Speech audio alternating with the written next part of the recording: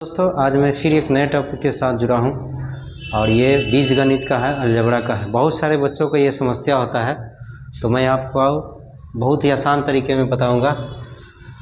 ये एक फार्मूला है अलजेब्रा का, ए स्क्वायर माइनस बी स्क्वायर, और इसका फार्मूला होता है ए प्लस बी इंटू ए माइनस बी। बस आपको देखना है, बस देख कर ही आंसर पता कर सकते हैं। चलिए इस फार्मूला को मैं पहले समझाता हूँ कि यहाँ देख रहे हैं क्या, ए स्क्वायर है माइनस बी स्क्वायर है। हम क्या देख रहे हैं कि दोनों में ए और बी है, इसमें भी ए और बी है। बस फ़र्क ये है कि एक बार यहाँ प्लस है और एक बार यहाँ माइनस है, बाकी सब वही है। तो यहाँ भी हम लोग को वही करना है। अब क्या देख रहे हैं, वहाँ ए था तो यहाँ क्या है, एक्स है, और वहाँ बी है तो यहाँ क्या है, वाई है। इसका मतलब कि सेम वही काम करना है, एक्स और वाई, इसमें भी एक्स और वाई। बस फ़र्क ये है कि एक बार इसमें प्लस लिखेंगे और एक बार माइनस लिखेंगे, ये आंसर हो जाएगा। ठीक है, समझ में आया होगा।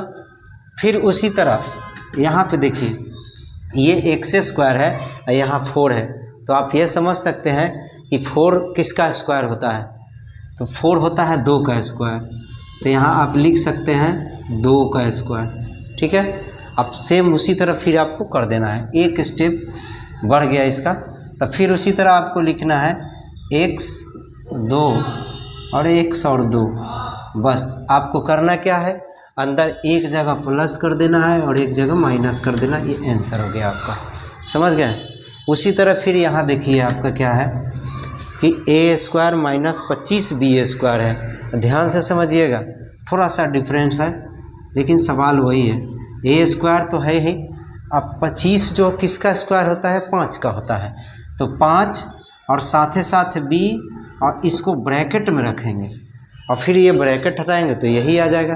ठीक है, तो सेम इसी तरह आपको क्या करना है, एक बार प्लस में लिख देना है a और 5b, a 5b।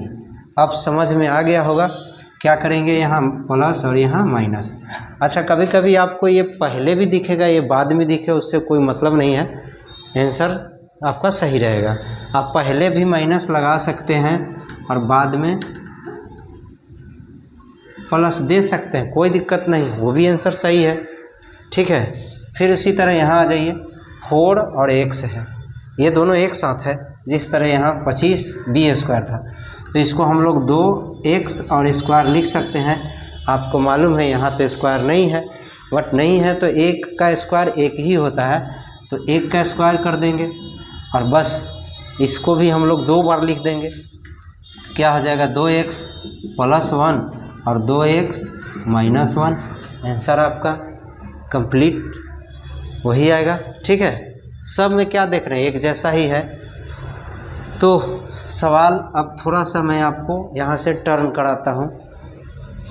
सवाल नंबर 5 है, क्या है, यहाँ वाई स्क्वायर है। यहाँ पे क्या देख रहे हैं, 1/y है।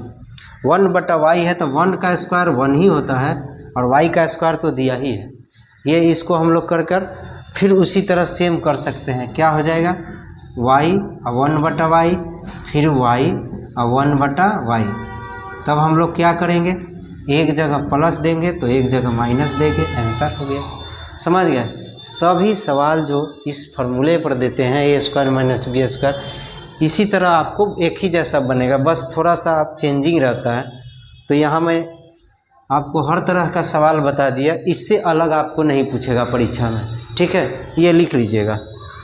ठीक है, चलिए अब ये सवाल नंबर 6 है, 3x का स्क्वायर लिख सकते हैं, 9x स्क्वायर है तो, और यहाँ माइनस है तो माइनस, फिर 1 का स्क्वायर 1 होता है, फिर नीचे 4x स्क्वायर है, 4 2 का स्क्वायर होता है, तो 2 और x ये साथ ही रखकर स्क्वायर करेंगे।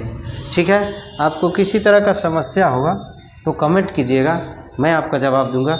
ठीक है, चलिए अब फिर इसको भी उसी तरह लिखेंगे, क्या, 3x प्लस 1/2x और 3x माइनस 1/2x, ये आंसर हो गया। अब उम्मीद करता हूँ कि आपको समझ में आया होगा। मिलते हैं नेक्स्ट वीडियो में, धन्यवाद।